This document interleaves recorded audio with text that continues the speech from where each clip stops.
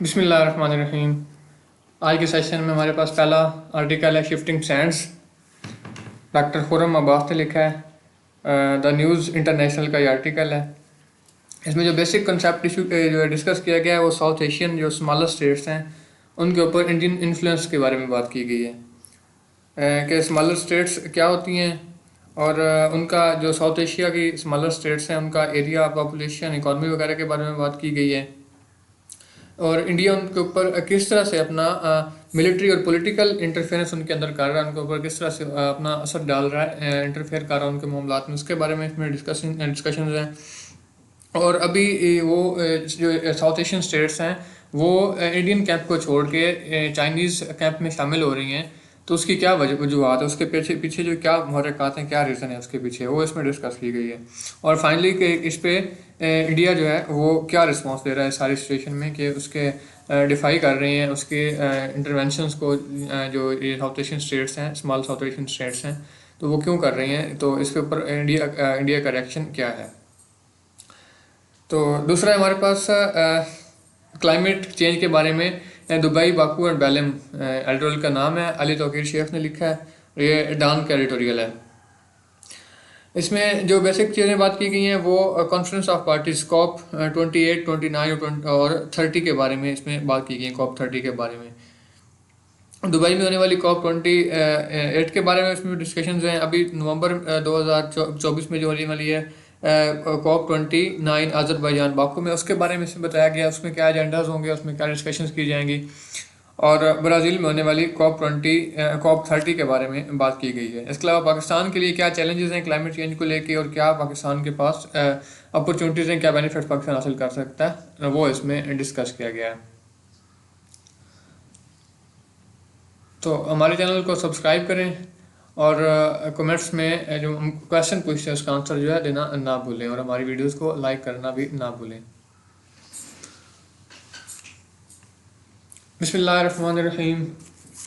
या अय्युहल्लज़ीना आमनू ला तुल्हिकुम अमवालुकुम वला औलादुकुम अन ज़िक्रिल्लाह वमन यफ़अल ज़ालिका फ़उलाइका हुमुल ख़ासिरून।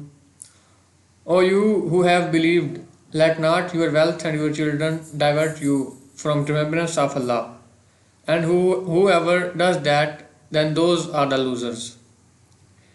ऐ लोगो जो ईमान लाए हो, तुम्हारे माल और तुम्हारी औलाद तुम्हें अल्लाह की याद से गाफिल ना कर दें, और जो ऐसा करे तो वही लोग खसारा उठाने वाले हैं। ये सूरह मुनाफिकीन की आयत है। इससे पहले अल्लाह ताला ने मुनाफिकीन के तर्ज अमल के बारे में बात की है, उनके हालात और वाक़यात बयान फरमाए हैं अल्लाह ताला ने वहाँ पे। तो इसके बाद जो दो चीज़ों से अल्लाह ताला ने यहाँ पे मुसलमानों को मना किया है, जो कि फ़ितने का बायस बनती हैं और निफाक का, मुनाफिकत का बायस बनती हैं, उनसे मना किया है। एक है माल और दूसरा औलाद का जो है लालच और शौक़। अल्लाह ताला ने दूसरी जगह फरमाया सूरह तगाबुन में आयत नंबर 15, इन्नमा अम्वालुकुम व औलादुकुम फ़ितना, कि तुम्हारे माल और तुम्हारी औलाद तो महज एक आजमाइश हैं। और फरमाया कि देखना तुम्हारे माल और तुम्हारी औलाद तुम्हें अल्लाह की याद से गाफिल ना कर दें कि उनकी वजह से तुम्हें नमाज छोड़ दो या अल्लाह के राह में ख़र्च करना या जिहाद के लिए निकलना छोड़ दो या उनकी वजह से झूठ और खयानत का irतिकाब करने लगो। इससे मालूम ही होता है कि जो वो माल और औलाद जो आपको अल्लाह की याद से गाफिल ना करे तो वो आपके लिए फ़ितना नहीं है। असल फ़ितना वो है जो कि अल्लाह की याद से आपको गाफिल कर दे। अब इसमें माल औलाद सिर्फ नहीं है कि अल्लाह की याद से आपको गाफिल करें तो फितना होंगे, इसके अलावा कोई भी ऐसी चीज़ जो अल्लाह की याद से गाफिल करती है तो वो मज़मूम है, फितने के बायस है वो। जैसे खेल तमाशा और नमूद नुमाइश के लिए, दिखावे के लिए चीज़ें खर्च करना या दिखावे के लिए लोगों को दिखाने के लिए अपना माल बढ़ाना, तो ये भी एक बहुत बड़ा फितना है। नबी करीम सल्लल्लाहु अलैहि वसल्लम ने फरमाया कि हर उम्मत के लिए कोई ना कोई फ़ितना है और मेरी उम्मत का फ़ितना माल है। तो माल को अल्लाह ताला के नबी ने हमारी उम्मत के लिए, हमारे लिए बहुत बड़ा फ़ितना करार दिया है। इसी तरह एक दफ़ा हसन हुसैन रज़ी अल्लाह अन्हु आपके पास दौड़ते हुए आए तो आपने उन्हें अपने साथ चिमटा लिया और फरमाया कि बेशक औलाद बखील बनने और बुज़दिल बनने का बायस है, कि माल भी जिस तरह से इंसान को बुज़दिल और बखील बनाते हैं, इसी तरह औलाद भी इंसान को बुज़दिल और बखील बना लेती है। अब ये चीज़ें ज़िक्र से किस तरह गाफिल करती हैं कि ज़िक्र से गाफिल करने का सिर्फ ये मतलब नहीं है कि नमाज, रोज़ा और ज़बानी ज़िक्र जो है वो उससे बंदा गाफिल हो जाए, बल्कि इसका मतलब है कि अल्लाह ताला, जिक्र का मतलब नसीहत असल में होता है। अल्लाह की आप नसीहत, किसी की नसीहत को आप भूल जाते हो तो असल में आप अल्लाह की याद से गाफिल हो रहे होते हो। अल्लाह की हुई नसीहतों को, अल्लाह के ऐसे कामों को करना कि जिनसे अल्लाह ने करने को मना किया है, उनको करना भी अल्लाह ताला की याद से गाफिल होना कहलाता है। आखिर में अल्लाह ताला ने फरमाया कि जो शख्स ऐसा करता है कि वो अल्लाह ताला की याद से गाफिल हो जाए, इन चीज़ों में पढ़ के, माल और औलाद के फितने में पढ़ के, तो वो खसारा उठाने वाला है। खसारे से क्या मुराद है? दुनिया का खसारा भी हो सकता है और आखिरत का खसारा जो है वो सबसे बड़ा है। इससे हमें सबक क्या मिलता है कि माल और औलाद जो है, इनके अल्लाह ताला ने इनके बारे में फरमा दिया है कि हमारे लिए फितना है। तो हमें चाहिए कि हम इनके बारे में, और ये भी पता है हमें कि ये ख़त्म हो जाने वाली चीज़, इन्होंने हमेशा कभी हमारे साथ नहीं रहना। तो हमें चाहिए कि हम ऐसी चीज़ों के पीछे भागने की बजाय अल्लाह ताला की याद में आखिरत की तलब रखें। आखिरत की उम्मीद के लिए अपने दुनिया के अमाल को बेहतर बनाएं, उन्हें अच्छे तरीके से अपने जो है दीन को निभाएं। और दुनिया के पीछे भागने की बजाय, दुनिया, इस्लाम रब्बानियत का दीन नहीं है कि आपको बिल्कुल मना करता है आपको माल औलाद की तलब ही ना रखो। इस्लाम जहाँ पे मना करता है उस चीज़ से करता है कि आप इन माल औलाद को अपने दीन पे प्रायोरिटी ना दो। अपने आप कुछ लोग हैं वो अभी दीन को समझते हैं कि उनका दीन जो है उनके लिए, उनकी तरक्की की राह में रुकावट है, उनके माल हासिल करने की राह में रुकावट है। तो ऐसे लोग जो हैं वही असल में दीन को पस पुश डाल के अपनी दुनियावी ज़िंदगी को आगे लाना चाहते हैं। तो यही लोग अल्लाह ताला ने इनके बारे में शायद फरमाया है कि यही खसारे में पाने वाले हैं। और कमा काल अल्लाह रसूलहू।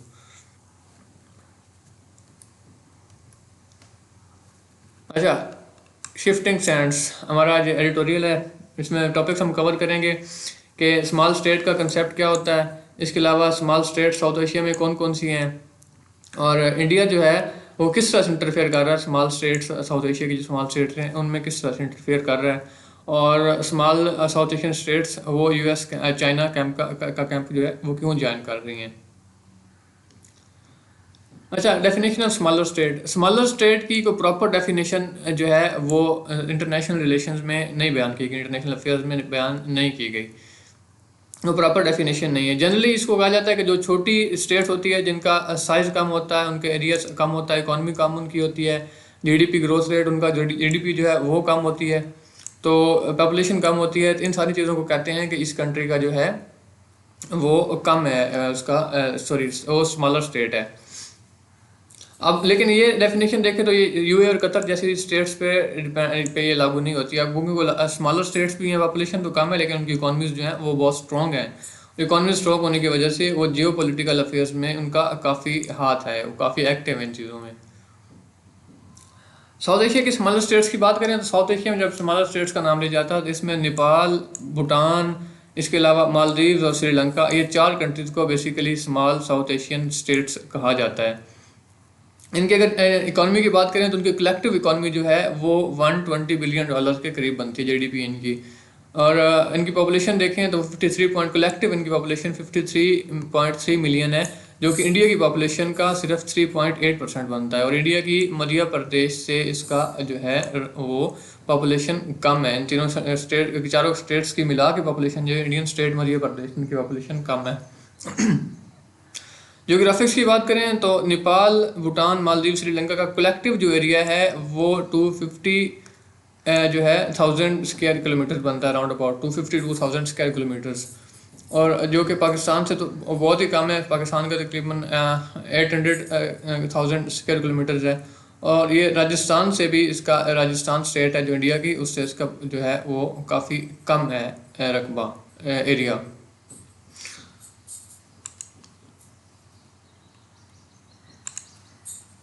अच्छा, स्ट्रेटेजिक लोकेशन की बात करें तो अपने स्मॉल साइज और इकॉनमी के बावजूद ये एक सिग्निफिकेंट जो है लोकेशन पे वाक़ हैं। इनकी लोकेशन जो है वो सिग्निफिकेंट है अपने एरिया कम होने के बावजूद।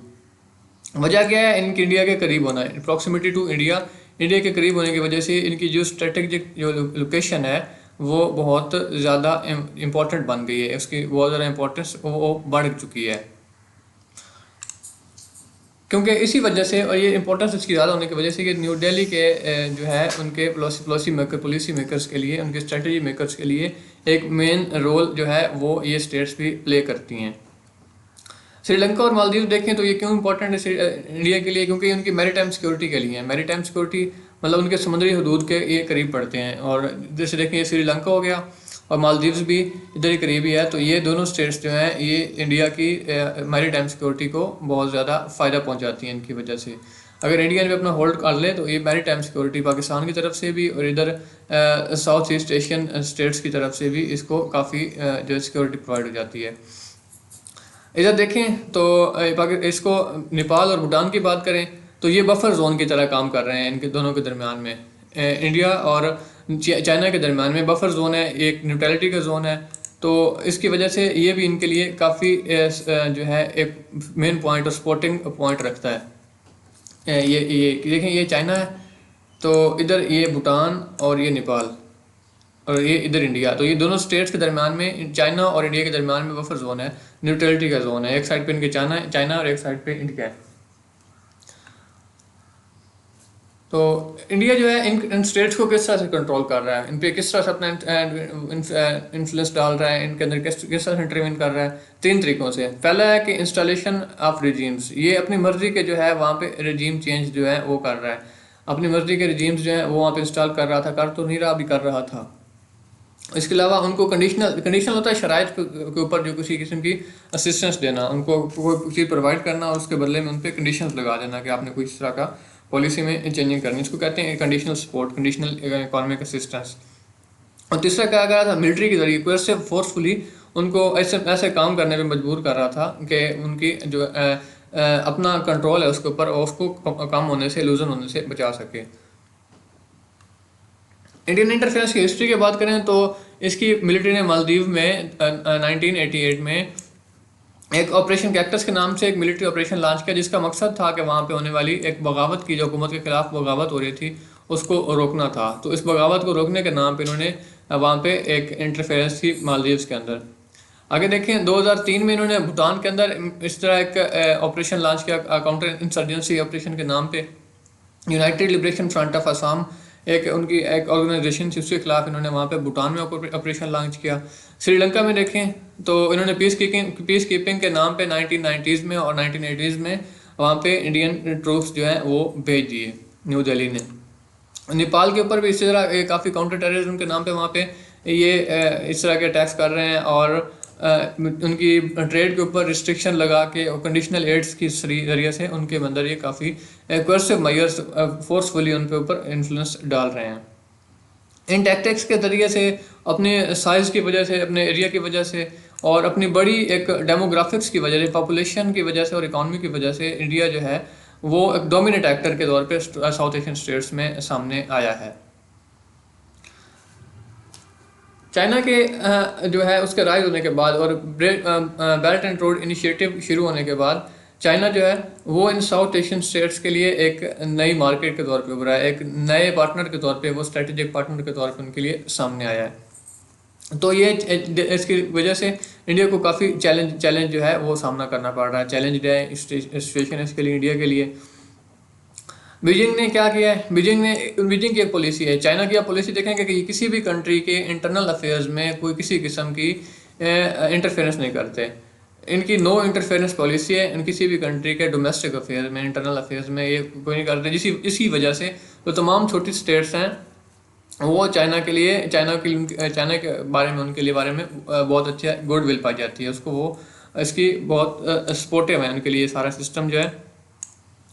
एक माइंड सेट जो चाइना का नॉन इंटरफेरेंस का, ये उनके लिए बहुत सपोर्टिव है, उनकी इकॉनमीज के लिए, उनकी पॉलिटिक्स के लिए। तो जिसकी वजह से वो चाइना के लिए इंडिया के कैंप से निकल के चाइना के कैंप में फिर दाखिल हो चुके हैं। तो ये जो डिफाई कर रहे हैं स्मॉलर स्टेट्स, इसमें आप मिसाल के तौर पे देखें तो मालदीव ने इंडियन मिलिट्री के ऑफिशियल्स को अपनी कंट्री से निकाल दिया और चाइना के साथ वो डिफेंस पैक्ट्स में लगे हुए हैं, डिफेंस के उनके साथ मामला चल रहे हैं।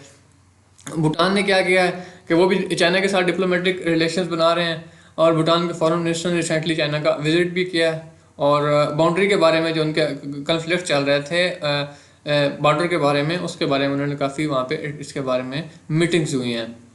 तो ये उनकी फॉरेन पॉलिसी में एक बहुत बड़ा चेंज है।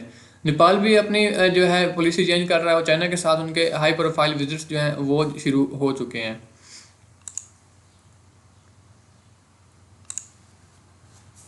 तो इस चीज़ के भी चांसेस हैं कि नेपाल जो है वो BRI साइन कर सकता है। BRI साइन करने के नेपाल के जो है वाज़ह चांसेस नज़र आ रहे हैं। इंडिया को इससे काफ़ी जो है वो एजुकेशन हुई है, इंडिया को इससे काफ़ी जो है वो चैलेंजेस दरपेश नज़र आ रहे हैं। तो इस सब को कॉप करने के लिए, रोकने के लिए इंडिया ने सप्लीमेंट्री बजट जो है अपना 2023-24 का, जिससे वो सपोर्ट करते हैं मुख्तलिफ साउथ एशियन स्टेट्स को, स्मॉलर स्टेट्स को और दूसरी स्टेट्स को अपना इंटरेस्ट बहाल करने के लिए। तो वो अपना इसके लिए अपनी एड जो है इन कंट्रीज़ के लिए बढ़ा चुके हैं। और वहाँ पे एक प्रोपेगेंडा असिस्ट का एक वार चल रही हुई है चाइना के बारे में कि चाइना जो है BRI के ज़रिए, बेल्ट एंड रोड इनिशिएटिव के ज़रिए से वो वहाँ की कंट्रीज़ को कंट्रोल करना चाह रहा है, उनके डेब्ट ट्रैप में फंसा रहा है, उनको कर्जे के ऊपर उनको फंसा के और फिर उन कंट्रीज़ पे वो अपना कंट्रोल हासिल करना चाह रहा है। तो ये वहाँ पे प्रोपेगेंडा जो है चाइना के खिलाफ फैलाया जा रहा है। अब चाइना की देखें तो चाइना के एक स्ट्रॉन्ग फाइनेंशियल सिस्टम की वजह से और उनके नॉन इंटरफेरेंस, असल बेसिक चीज़ जो है स्मॉल स्टेट्स के लिए वो होती है नॉन इंटरफेरेंस का, उनकी पॉलिसी। चाइना की नॉन इंटरफेरेंस पॉलिसी की वजह से तमाम स्मॉल स्टेट्स जो हैं इसका कॉन्फिडेंस गेन कर चुकी हैं चाइना का। और वो न्यू दिल्ली के, इंडिया के, जब साउथ एशिया में बात करें तो इंडिया के कैंप से निकल के चाइना के कैंप में जा रहे हैं, बावजूद इसके कि इंडिया भी एक राइजिंग पावर है, अपनी स्ट्रेटेजिक लोकेशन रखता है, लेकिन इसके बावजूद वो चाइना के कैंप में जा रहे हैं सिर्फ इस नॉन इंटरफेरेंस पॉलिसी की वजह से। वर्ड मीनिंग्स की तरफ आते हैं। इंटरवीन होता है इंटरफेयर करना, अवर्ट, स्टॉप, एम्बॉर्डन किसी चीज़ को करेज देना, उभारना, स्ट्रिंगेंट स्ट्रिक को कहते हैं मजबूत को, सख्त को, इंट्रूसिव डिस्टर्बिंग जिससे बहुत ज़्यादा डिस्टर्बेंस फैल सकती हो। तो नेशनल लैंग्वेज क्या है नेपाल की, हमारा क्वेश्चन है, इसका आंसर आप कमेंट्स बॉक्स में लिखें। अच्छा, नेक्स्ट है हमारे पास दुबई, बाकू एंड बेलम, ये अली तौकीर शेख ने लिखा है। तो इसमें जो बेसिक चीज़ें डिस्कस की गई हैं वो है क्लाइमेट चेंज के बारे में होने वाली कॉन्फ्रेंस जो हो रही हैं, COP 28, 29 और COP 30, उनके बारे में इसमें बेसिकली डिस्कशंस की गई हैं। फेडरल गवर्नमेंट ने हमारे ने काफ़ी इनिशिएटिव्स लिए हैं अपने इसको क्लाइमेट चेंज को कॉप करने के लिए, डील करने के लिए। तो इसका जो प्राइमरी मोटिव है इसके पीछे वो है क्लाइमेट फाइनेंस तक, इंटरनेशनल क्लाइमेट फाइनेंस तक रसाई हासिल करना है। पाकिस्तान की इकॉनमी बहुत डाउन स्ट्रीम का शिकार है, तो इसके लिए पाकिस्तान को फाइनेंस की ज़रूरत है। क्लाइमेट को कंट्रोल करने के लिए पाकिस्तान के पास फाइनेंस होना ज़रूरी है। तो क्लाइमेट चेंज अथॉरिटी बनाना और क्लाइमेट चेंज काउंसिल को दोबारा से रीइंस्टीट्यूट करना, उसको मतलब उनकी अपडेशन करना सिस्टम की, और इस तरह के सारे जो काम है वो हमारे लिए क्या, इसके वजह से हमारी कंट्री की जो ख़तरात हैं क्लाइमेट चेंज की वजह से वो कम हो सकते हैं, या फिर जो इंटरनेशनल फाइनेंस तक हमारा एक्सेस है, हमारी रसाई है इंटरनेशनल फाइनेंस तक, वो क्या हासिल कर सकते हैं। तो ऐसा क्या मुमकिन है, ये राइटर ने यहाँ पे क्वेश्चन डाला है। तो हमारे जहाँ इंजीनियर के रोल्स जो हैं और रिस्पॉन्सिबिलिटीज़ उनको डिस्क्राइब करने की प्रॉपरली डिस्क्राइब नहीं किए गए, उसकी बहुत ज़्यादा ज़रूरत है। रूल्स और रिस्पॉन्सिबिलिटीज़ को डिस्क्राइब करने किए जाने की ज़रूरत है तमाम प्रोविंशियल स्टेक होल्डर्स के, और फेडरली देखें तो उनके भी। और इन सारे जो रिस्पॉन्सिबिलिटीज़ हैं इनको हमारी डोमेस्टिक इकोनॉमिक रिफॉर्म्स के साथ, इंक्लूजन जो इक्वलिटी है ऑफ राइट्स, उसके साथ मैच करने के लिए बहुत ज़्यादा ज़रूरत है उस चीज़ की। तो क्या हम इससे अपनी एलिजिबिलिटी है जो है हमारी जो काबिलियत है क्लाइमेट फाइनेंस को हासिल करने के लिए, क्या हम उसको उसके अचीव कर सकते हैं? क्या हम कंसेशनल लैंडिंग के इंटरेस्ट फ्री या कम इंटरेस्ट पे लैंडिंग जो मिल सकती है हमें क्लाइमेट के लिए, वो हम लेने के काबिल हो चुके हैं?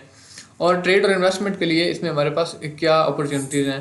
तो ये भी यहाँ पे क्वेश्चन राइटर ने डाला है कि क्या सारे मेजर्स पाकिस्तान ले रहा है, उनकी वजह से पाकिस्तान को इन सारी चीज़ों में क्या फ़वायद हासिल हो सकते हैं। ग्लोबली देखें तो कॉन्फ्रेंस ऑफ पार्टीज हर साल मुनक्किद होती है, COP 29 कॉप के नाम से कॉन्फ्रेंस ऑफ पार्टीज। तो ये क्लाइमेट चेंज के बारे में एक बेसिकली होता है। तो इसके बारे में जो बेसिक चीज़ है यहाँ पे डिस्कस करने वाली वो पेरिस एग्रीमेंट 2015 का। ये एक एग्रीमेंट हुआ था 194 कंट्रीज नॉन 94 पार्टीज के दरम्यान में, जिसका मकसद था कि क्लाइमेट चेंज के जो इफेक्ट्स हैं उनको मिटिगेट किया जा सके, उनको कम किया जा सके, और ग्रीन हाउस गैसेज की इमिशन को रिड्यूस किया जाए, कम किया जाए।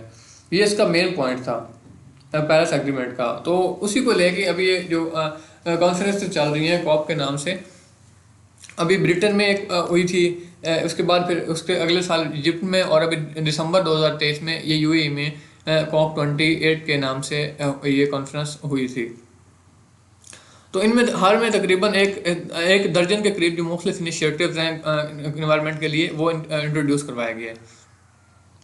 तो ये जो तमाम इनिशिएटिव्स हैं ये किसी भी सेक्रेटरीट के अंडर नहीं आते, किसी भी मतलब यूएन के सेक्रेटरीट के अंदर नहीं आते, और ये क्लाइमेट जो मिनिस्ट्रीज हैं मुख्तलिफ कंट्रीज़ के उनके मैंडेट में भी नहीं है। तो पाकिस्तान ने इन तकरीबन आधे से ज़्यादा इनिशिएटिव जो है पाकिस्तान के लिए वो सूटेबल हैं। फॉर एग्जांपल एनर्जी में देखें, एग्रीकल्चर में, हेल्थ में, पानी की शॉर्टेज देखें, इंडस्ट्री की ग्रोथ देखें, इन और बहुत से बाकी जो शोबे हैं उनमें पाकिस्तान के लिए बहुत फ़ायदेमंद हो सकते हैं। दुबई में होने वाली समिट जो है उसमें तकरीबन 11 के करीब इस तरह के अनाउंसमेंट किए गए, मुआहदे किए गए, जो कि $85 बिलियन के बनते हैं। 85 अमाउंट जो है उनकी $85 बिलियन है। उसमें जो बेसिक चीज़ें शामिल थी वो थी फाइनेंस को डबल करना अडॉप्शन के लिए, अडाप्टेशन के लिए, रिन्यूएबल एनर्जी सोर्सेज जो है, रिन्यूएबल एनर्जी सोर्सेज के बारे में आप जानते हैं कि wind power, solar energy renewable कहलाते हैं, इनके लिए फाइनेंस को ट्रिपल करना, एनर्जी एफिशिएंसी के लिए फाइनेंस को डबल करना, डिफोरेस्टेशन यानी फॉरेस्ट को काटने को जो है वो कम करना और रिफोरेस्टेशन को इजाफा करना, और ग्लोबल क्लाइमेट रिजिलियंस के लिए मुख्तलिफ फ्रेमवर्क्स और स्ट्रक्चर्स बनाना है, प्लान्स बनाना। और अब जो जस्ट ट्रांजिशन क्या है कि इंसाफ के ज़रिए, इंसाफ के साथ जो है वो वसाइल जो है तकसीम हो जाए, तकसीम करना, तो उसके बारे में डेवलपिंग प्रोग्राम्स बनाना, और लॉस एंड डेवलपमेंट फ़ंड को ऑपरेशनल करना, उसको दोबारा से मतलब उसका सिस्टम जो है वो चालू कर देना। लॉस एंड डेवलपमेंट फ़ंड ये बेसिकली था कि क्लाइमेट चेंज से मुतासर शुदा जितनी भी कंट्रीज़ हैं उनको फाइनेंशियल असेसमेंट प्रोवाइड करना, ये था लॉस एंड डेवलपमेंट फ़ंड का मेन गोल। तो इसको दोबारा से वो ऑपरेशनल करने का सोच रहे हैं।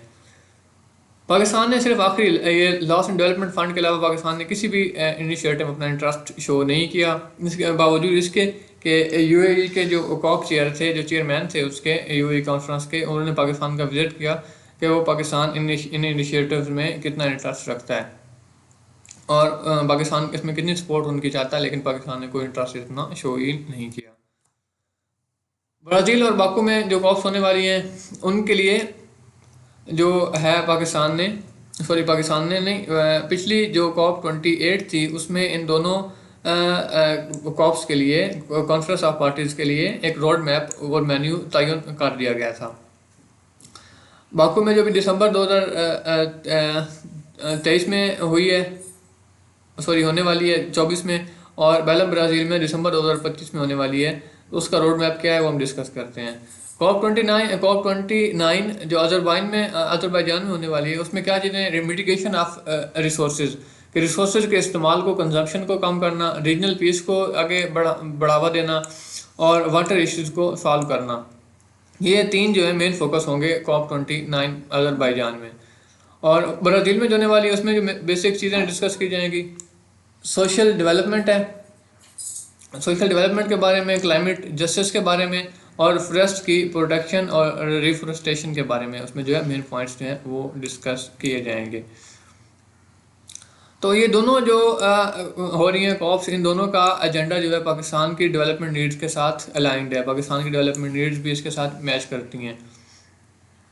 तो ये किस तरह से लिंक्ड है पाकिस्तान के, ये पाकिस्तान की इकोनॉमिक डेवलपमेंट के साथ, स्ट्रक्चरल रिफॉर्म्स जो कि पाकिस्तान को IMF और दूसरे मल्टीलेटरल जो डेवलपमेंट बैंक्स हो गए जैसे वर्ल्ड बैंक वगैरह हो गया, वो जो पाकिस्तान को रिफॉर्म्स करने के लिए कह रहे हैं, तो ये उनके साथ काफ़ी अलाइंड हैं, उनके साथ ये मैच करते हैं।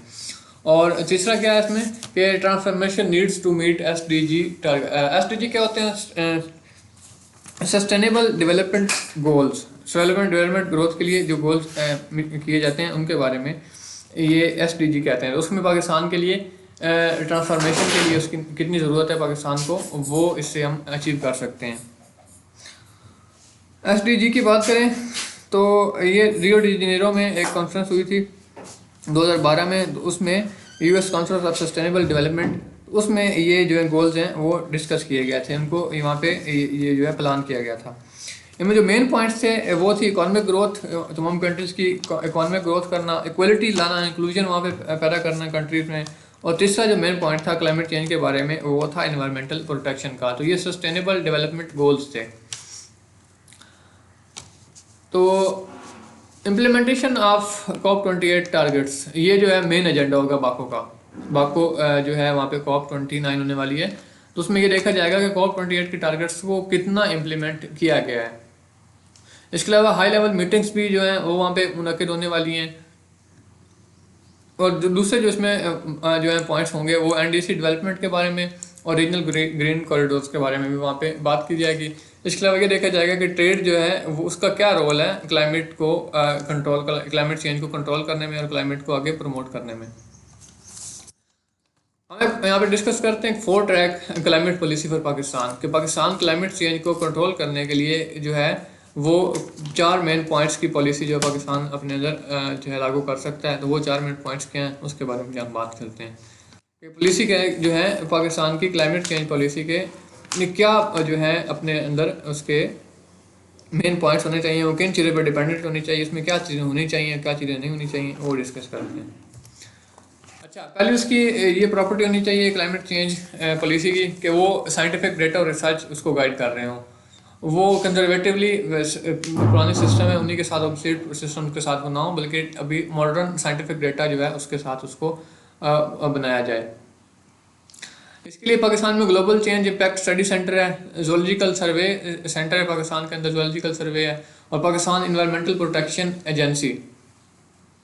तो इन सब को जो है वो मैंडेट दिया जाए एक कि वो इसके लिए बेसिक स्टार्टिंग पॉइंट हम क्लाइमेट चेंज के लिए को कंट्रोल करने के लिए हम कहाँ से स्टार्टिंग पॉइंट ले सकते हैं, वो इनसे इसके बारे में पूछा जाए कि ये जो है इदारे ये इसके बारे में डिफाइन करें कि हम कहाँ से इसके बारे में स्टार्ट लें क्लाइमेट चेंज को कंट्रोल करने के लिए। इसके अलावा पाकिस्तान के नेचुरल रिसोर्स की इनकम के बारे में जो है वो ब्यूरो ऑफ स्टेटिस्टिक्स के ज़रिए से एक अंदाज़ा लगाया जाए कि नेचुरल रिसोर्स से पाकिस्तान कितनी इनकम हासिल कर रहा है, और पाकिस्तान इकोनॉमिक जो है रिसोर्स से इसका क्या इम्पैक्ट होता है, पाकिस्तान की इकोनॉमिक जो डेवलपमेंट हो रही है इसका इसके इन्वायरमेंट पे क्या इफेक्ट है। और ये जो पॉलिसी बनाई जाए वो प्रोविंसेस के साथ मिलकर बनाई जाए। ये हर एक कंट्री जो है हर एक सूबा अपना अलग अलग से ना बनाए, बल्कि वेल कोऑर्डिनेटेड सिस्टम के ज़रिए से इसको बनाया जाए। क्लाइमेट काउंसिल जो है उसके ज़रिए और काउंसिल ऑफ कॉमन इंटरेस्ट के ज़रिए से जो तमाम डिफरेंसेस हैं आप सूबों के आपस में उनको सॉल्व किया जाए, और फाइनेंस मिनिस्टर जो है वो सारी पॉलिसी को लीड करें। और ये सेक्टोरल पॉलिसीज़ में जैसे पाकिस्तान की नेशनल प्रोविंशियल पॉलिसीज़ हैं, ये सेक्टोरल पॉलिसीज़ हैं, उनके साथ ये मैच कर रहा हूँ मैं एम्बेडेड हो। तो इसके लिए जो है वो किससे मदद ले सकते हैं, पाकिस्तान प्लानिंग कमीशन से। तो इसका एक सेंट्रल पोजीशन पाकिस्तान की हिस्ट्री में हमेशा से रही है। तो ये क्लाइमेट चेंज के बारे में जो हमारी एफर्ट्स हैं उनको गवर्नमेंट के एफर्ट्स के साथ रिमैच करने के लिए हमारे लिए बहुत फ़ायदेमंद हो सकता है। तो कंक्लूड करता है राइटर के हमारी तमाम क्लाइमेट चेंज के लिए जितने भी निगोशिएशन चल रही हैं, हमारे जितने भी प्रोसेस चल रहे हैं, तो हमारी डोमेस्टिक इकोनॉमिक डेवलपमेंट के साथ उनका मैच होना ज़रूरी है, और उनका आपस में मैच होना कि पाकिस्तान अपनी डोमेस्टिक जो पॉलिसीज़ बना रहा है उन्हीं के अंदर ही पाकिस्तान अपनी क्लाइमेट चेंज की पॉलिसीज़ को शामिल कर दे, तो ये ज़्यादा बेनिफिशियल रहेगा। क्वेश्चन हमारा होगा the finance minister of Pakistan. Pakistan के फाइनेंस मिनिस्टर का नाम कमेंट्स बॉक्स में लिखें।